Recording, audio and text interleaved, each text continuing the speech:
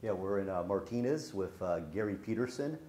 I'm going to say 35, but 36 years in the newspaper business. 35, 36. Yeah. You lose track after Yeah, a while. Yeah, who's counting? But I remember you always would talk about sports. You now cover the courts, and in fact, that's why we sit here today. But to tell us, how did it all start? I mean, you have newspapers in your hand there. I do.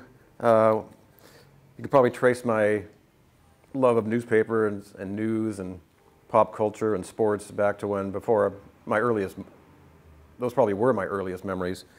My parents liked to save newspapers, and eventually I grabbed their collection because I didn't want them to get tossed with the trash someday. So you can trace it back. I was in second grade when JFK was assassinated, a landmark day, obviously. This is the San Francisco Examiner, the monarch of the dailies, which no longer exists. But this was after Kennedy's assassin, Lee Harvey Oswald, was assassinated. And the paper fascinates me, not just the parts about Kennedy, just to look through boy, how long is that now? A 50-year-old paper, right, to see how much they were selling cars for. I've always liked papers. I've always liked old papers and scanning through papers. So I have a couple of JFK papers hanging from my wall in my family room at home. And, as collector's items. You were what, like in second grade? Second grade. Yeah, they came in and told you? Or? Yeah, the third grade teacher came into our class and whispered something to our second grade teacher, and they both seemed very upset. And the kids in the class kind of picked up on that and pestered them until our teacher told us that the president had been shot and it looked like he might die. Wow. And I remember walking home from school that day and walking in the house and bursting into tears, and my mom asked me what was wrong, and I don't know if I was the one who informed her, but it was a very dramatic day, right, especially for a 7-year-old. Right. And again, here's another, this is an inside page of the Chronicle, or the Examiner, from the funeral. Right. Oh, even the smell of old papers. I'm weird that way. This is the inside of the Concord Transcript. Sure. The front page isn't on it because it's hanging from my wall at home. The Concord Transcript is a weekly now. Right. At the time, it was a daily. Was it competing with the Times, or? The Times was in the morning. It was an AM paper, and back then, and people don't know about PM papers now. Sure. It used to be you would get a paper in the morning, right, and you would read it, and then you'd go to work, and you would come back, and then the PM paper, the afternoon paper, would be on your porch, so you could read what had happened while you were at work. Right. The 6 o'clock news, network news, pretty much killed most of the PM papers in the late 50s and early 60s. Okay. There might be one or two left in the country, but none that I can think of offhand. So it was really kind of a ham and egg thing. Right. You're in the morning, we're in the afternoon. So what was the Times was in the morning, and the transcript was in the afternoon? Correct. Okay, and then what about, as a kid, I think was the San Francisco Examiner, that was in the afternoon for a while. Correct. And in fact, until the end of the Examiner's run, they had an agreement, a joint operating agreement with the Chronicle. So the Chronicle would publish in the morning, the Examiner would publish in the afternoon. The editorial staffs were different, but all the advertising, classified, all that stuff were common. Right. And then the Examiner was the Sunday morning paper. Right. And for a lot of years, we wondered why the Chronicle would even do that. Okay. Because there was no way the Examiner could ever survive as a PM paper on its own. Yeah. And eventually, the last, around 2000 or so, the final joint operating agreement expired. Yeah. It was not renewed. Hearst, the Examiner owner, bought the Chronicle, sold the Examiner to a family in San Francisco, and I think it still exists in name, but it's extremely hyper-local. Right, exactly. Not the monarch of the dailies anymore. No. And I'm trying to think, maybe I continue, I had some like this, the changing of the news business. Maybe we could talk about that when you covered in the 70s and 80s. How many reporters were like at a Raider game? A lot. Yeah. One of my mentors in this business is a gentleman named Joe DeLoach. Sure. And he gave me a lot of really good advice. To get thrown into a professional locker room for the first time, your eyes pop pretty wide open. And I saw a lot of stars at first, because these are guys whose football cards or baseball cards I had. And there was a little time getting over that. So I think for a while I just would stand in the middle of the locker room and scratch my head. And the pack, there'd be a group of people that would kind of go around the locker room. And Joe would tell me, you don't want to go with them, because people will talk differently to a group than they will one-on-one. So when the pack's doing this, you need to be over here going the other way, doing one-on-one interviews. You'll get better stuff. And he was absolutely right. And toward the end of my tenure in sports, I kind of chuckled because there's no pack anymore. there's barely enough people to make a pack, Right. and the expectations on the parts of athletes have changed. They don't really understand or acknowledge an obligation to come out after a game. And so with all these new arenas and baseball and football stadiums that have been built with more creature comforts, they have more places to go where the press can't go. Right. And so you will walk into a locker room, and I'm sure I haven't done it in 3 years, but I'm sure it's still the same. You walk in and not everybody's there. Right. In fact, it might be, people who didn't even play in the game. And so the PR people will run out and they'll bring someone in. It's like the A's had a little curtain to cordon off their shower room. And it was kind of like the Johnny Carson show. So in they'd bring in, here's Jason Giambi, da, da, da, da, da. So we'd all descend on Jason Giambi. And you couldn't work the room because there was nobody else in the room. And then he would answer a few questions and then he'd say, okay, and walk away. And then they'd, and here's Tim Hudson. And he come walking through the curtain. So that changed. I mean, there's not nearly as many newspapers. Their staffs aren't nearly as big. Radio and TV you don't see quite as many of them coming around. And it's actually kind of, having been when things were at their peak, it was kind of unsettling to go in there and see no one. Or you'd go on a 49ers trip and you think, I wonder who's here from the Examiner. Right. Maybe we can go out to dinner. And you think, well, no, the Examiner doesn't exist anymore. Right. How about this paper? How about that? And then you wind up where you would have, the 49ers, one of the PR guys told me one time, when the 49ers were at their peak in the 1980s, they would go to Tampa, Detroit, wherever. And he said it wasn't unusual. They'd make their credential request for the Bay Area media to have the home team say, you're bringing more guys than we have show up in our own stadium. So that's how big the press corps was, and it's not nearly the same anymore. I'm trying to think, we'll continue more, because it's just a consolidation of newspapers. It is. And nothing stays the same. As I say, the PM papers went the way of the dinosaurs. AM radio has kind of gone the way of the dinosaurs. It's just, things evolve. Right. This little thing called the internet came along and kind of kicked the evolution into a higher orbit. Yeah.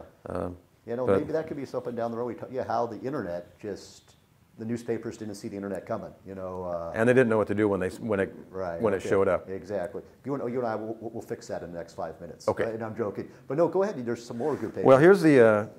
Whoops. That's okay. We'll pick that up later. This is the inside page from the San Francisco Chronicle the day after the moon landing. Right. The first moon landing. Okay. The front page is hanging in my wall in my family room. Yeah. Reminds me of a funny story. When I was going to San Jose State, someone did a mock-up of the first, Neil Armstrong, and then where up top where it would be, the big, like 144-point type. On this one, it said "So what?" Okay. Which is a very college thing to do. Right, exactly. So, but anyway, I was actually with my family down in Southern California for this. I had an uncle who was in the Marines and was stationed at El Toro Marine Base. Sure. And which was a trip in itself because their jets started flying over your house at 6 in the morning, and if you were walking around at 5 o'clock, they started to blow taps. You better stop and put your hand over your heart. It was, for, what was I then, 13? That was pretty heady stuff.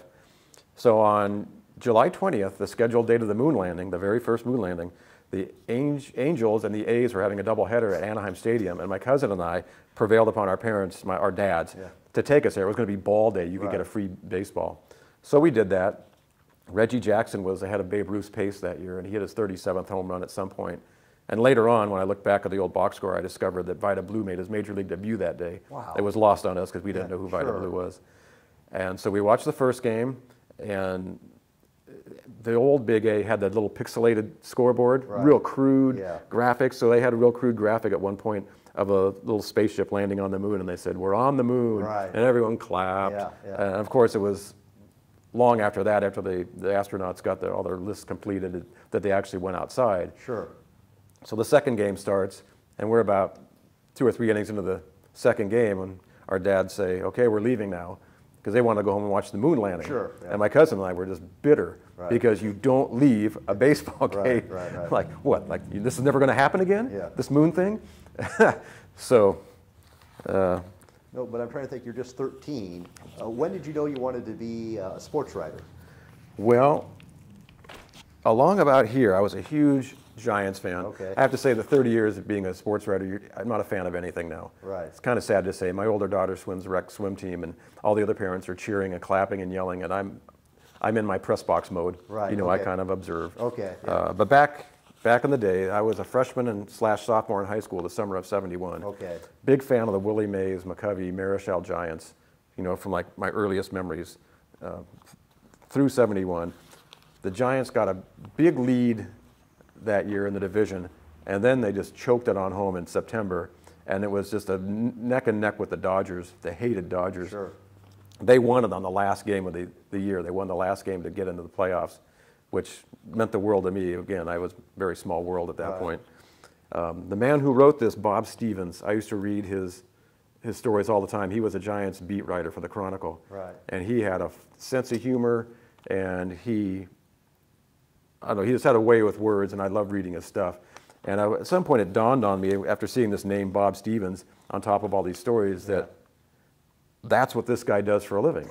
He goes to baseball games, and he gets paid to write about them, and this is really cool. And so when my dad said, what do you want to do? You know, you're going to college next year, where do you want to go, what do you want to do? The only thing I ever got praised for in school was writing, so I thought, okay, so what does that mean? That means English, and you become an English teacher, or journalism, maybe I could be Bob Stevens. Right. And the funny thing there was, this is '74 when I started college. Richard Nixon resigned like 2 weeks before my first college class. Right. So Watergate was at the forefront, and the reporting of Woodward and Bernstein was at the forefront of a lot of people's consciousness. So journalism programs in the early '70s were packed because of that, because everyone wanted to be Woodward and Bernstein. I didn't. I wanted to be Bob Stevens. Right. So if you set the bar low enough. Right. So I pursued a degree in journalism. I got one. I came out. I got a job with the Valley Times, which was part of the Contra Costa Times group at that point. And I worked there for 2.5, 3 years. And then they brought me up to the Times, and I got a column. And things worked out better than I ever could have imagined. Sure. And in 1999, the Giants put on a huge promotional campaign to get Orlando Cepeda elected into the Hall of Fame by the Veterans Committee. And it worked. He went in with the class of '99. Bob Stevens was inducted into the writers' wing of the Hall of Fame that same year. Wow. So it's the only, I've been to Cooperstown 3 times. This was the only time I went in '99 to actually see the induction. Yeah. And it was really a nice circle of life moment for me. To see Bob Stevens. He was on one of the first speakers because they saved the heavyweights for last. Right. And he was not real big, but to me, he was 10 feet tall. And he gave this really nice little talk about loving baseball and how he got to be the Giants beat writer when they came west from New York. And he summed it up by saying, I'm proud to say I've never worked a day in my life. Right. Yeah. And I thought, me too, me too. Yeah, exactly. And I actually got to talk to him a few times. I told him one time, I said, you're one of the reasons I went into sports writing. And he said, oh, good Lord, please apologize to your parents on my behalf. I think, is the press box, the Bob Stevens press box over at... I think it is. Yeah, I think it is in Pac Bell. Yeah, Pac Bell, exactly. Or AT&T, whatever they're calling it these days. Yeah, exactly, until that's another cooperation. Yes, yes. No, but I'm trying to think, one more there. But I got the Warriors winning. I was always a big Warriors and Rick Barry fan. And then when my first year in college, I came home, I think mid-May, and the Warriors, who had been, a playoff team, but they always got squashed in the playoffs. For some reason, I'm still not sure why, they won a bunch of games that year, and I came home in the middle of the playoffs, and they won. They won out, and they swept the Washington Bullets, the favored Bullets. The favored Bullets, who'd won like 1 million games that year, and they swept them in 4 games. Right. And I was it was probably my high point of being a fan when I was a fan. Right. First one of the teams I ever rooted for that won a world championship, and a friend of mine and I went over to the airport to see them come home, and it was crazy. It was pretty cool. So here's the merging of my fan and my love for newspapers and news, and all that goes with it. My freshman year of college, when this happened, I had no idea where life was taking me at that point. But yet, a few years later, here I am interviewing Rick Barry. It was kind of nutty. Yeah, surrealistic. Speaking of Rick Barry, that's sort of the connection here is I met Scooter Barry, his son, over the summer. Mm-hmm. Scooter Barry was 10 years old. He was the ball boy. Yeah. And at that time, the ball boy sat on the bench, and Scooter has tremendous memory. I'm going to track him down, but I mean, that's it. I mean, it's a big memory for you, big memory for, maybe even Al Addles. What are your memories of him? Because I remember, I'm not sure if I ever interviewed him because he had stepped down as coach at some point before I covered the Warriors on a regular basis. Sure. I remember thinking he was like the coolest guy ever. Right. He was just, back in the 70s, he was mod and hip and cool. He had that low baritone voice that just told you, don't mess with me. In fact, his nickname was the Destroyer. Right. And I think in that paper somewhere it says that the Destroyer comes off the bench because in the final game against Washington, Mike Reardon. they were so, the Washington Bullets were so frustrated with Rick Barry tearing him to shreds that Mike Reardon came out and basically karate chopped him at one point. Exactly. And rather than to get Rick ejected, Al came off the bench, broke up the fight. Al got ejected in the Warriors. Okay. Yeah. And they had one assistant back then, not 17. Exactly. Joe Roberts was the assistant, and he actually coached the Warriors to the championship that game. Probably a Dick Dioliva. What's the trainer's name? Or something. Yes, you're right, exactly right. That's another thing we got to move on. But how small sports was. I mean, they had maybe 10 employees running the Warriors. Right, exactly. And now it's like a collaboration. And well, you watch college basketball now, and there's a timeout, and there's like 15 guys in uniform, and about 20 guys wearing suits. Who are these guys? Exactly. Well, they're all assistants. He's in charge of defense, and he's in charge of offense, and he's in charge of on-ball screens, and he's the video recorder, the video. The tape guy. I break it down. Yeah, I'm trying to think. Maybe no. Actually, before we take a break. There was a story how you got your call. Is that a good story? Yeah, I thought it was. Well, it worked for a long time. Yes. When I started with the Valley Times, the newsroom was in Pleasanton. It was about as big as this room we're in right now. Yeah, exactly. We didn't have a cool safe like this. But actually, explain where we are right now. We are in the county finance building.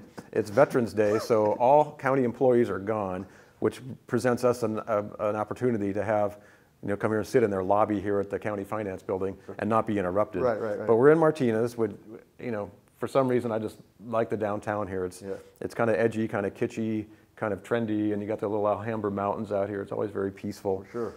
So that's where we are right now, because my latest incarnation is as a courts reporter, not the woman who does this, but I report on the courts, the Superior Courts of Contra Costa. Right. A lot like sports in that they have scheduled events, contested very heatedly at times. At the end, there's a winner and a loser, and there's a story to tell. Right. Also, you mentioned the analogy between a rain delay and a juror. Yes, I was at a court one time, and they were missing a juror who was late coming back from lunch or showing up in the morning. I can't remember which, and I thought it struck me that this is the court's equivalent of a rain delay. Right. You just stand around wondering when we're going to get going here. They can't continue until that juror shows up. Exactly. Okay. And I'm telling you, I got us off track, but it was the how you got the call. So I start with the Valley Times. Their newsroom, as I said, it was in Pleasanton. The size of this. Very small. They used to have a lavatory there that would overflow on a regular basis, and real cheap carpet on the floor. So when it would overflow, everyone would grab a push pin, and they'd stick it in the carpet. And if your push pin was close to where the stain would stop, then you won $10 or something. Sure. Yeah. So it was very it was very interesting. So the production equipment was in Walnut Creek. That's where the paper physically got put together, in the Times building. Shadelands? Shadelands, the old Shadelands building. And I lived in Concord, so to go to Pleasanton was an inconvenience. I'd rather just wait and do the production end in Walnut Creek, and so that's what they let me do. We had a sports editor at the time, a gentleman named Dave Weber, who I thought was a pretty good writer, and he wrote columns, like general interest columns, and the rest of us would write columns occasionally, high school, or we'd rewrite a press release and call it a column. But I liked the way Dave did it, and at some point he left to go back to college because he never completed his formal education. And so it was getting to be summertime, and so I was never in Pleasanton. I was always in Walnut Creek. They'd send the pages up, and I'd put the pages together. And I thought, back then we used to run columns along the bottom of the page. Okay. And I always liked the look of that. It looked professional. It looked like we were big time. Well, now we didn't have that because no one was writing columns. We had plenty of work to do. Right. So the thing about working in Walnut Creek was I worked 4 to 12 there. In Pleasanton, they worked 9 to 5. So our days only overlapped by an hour, and we were separated by 30 miles. Right. So I had very little interaction with the higher-ups in Pleasanton. So one weekend, I had Sunday off back then, I was sitting around thinking, I have 3 ideas. So on Tuesday, I got to work early. I wrote a column. I put it in the paper. No one asked me to. No one gave me approval. I just did it. And then Friday, I had another idea. And then for Sunday's paper, I had another idea. Right. And then that Sunday, I thought, I've got 3 more ideas.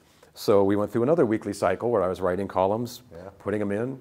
Again, and I'm not a sports editor. Yeah. I have no title whatsoever. I'm just doing it. I'm about 24, 25 years old. You're actually doing the paste up, or? I do the page design, yeah. Yeah, so I would design the pages. Yeah. We didn't have pagination back then, No. but they would pull the stuff out on a... Cutting and Yeah, pasting. it was literal cut and paste. Yeah. And then the third week I did the same thing, and early in the fourth week I get a call from the managing editor in Pleasanton, Right. a guy named Mike Zampa. And he says, so I noticed you've been writing a lot of columns lately. And I thought, you got me. Yeah. I said, yeah, I just thought it looked better in the paper. And he said, I really like them. Are we giving you enough time to do these? I said, no, as a matter of fact, I'm coming in early to work and doing them on my own time. Yeah. And he said, oh, we'll talk with Brian. Brian Martin was the sports editor then. We'll talk with Brian, get you a couple shifts a week maybe to write those columns. Wow. And that's how it started. And that literally went on until, a lot changes, but until 2011. Correct. You had that call, Correct. I can remember that column all through the 80s. And I'm trying to think, I'm all over the place, but in the late 70s, you're down there. Was Randy Johnson playing high school baseball back then? I covered him playing baseball. I remember a game at San Ramon High School. Was he Livermore? He was Livermore. Okay. And they were playing at San Ramon, and it looked like when he let go of the ball, it looked like he was just handing it to the catcher. Right. He just hit this big, giant thing, and he was literally a man among boys. You see Right. that in high school sports sometimes. And I remember trying to, my standard spot was I'd go sit behind the backstop so I could see and I could hear. I couldn't get near the backstop because there was like 5 scouts with their radar guns. Right, Yeah. yeah.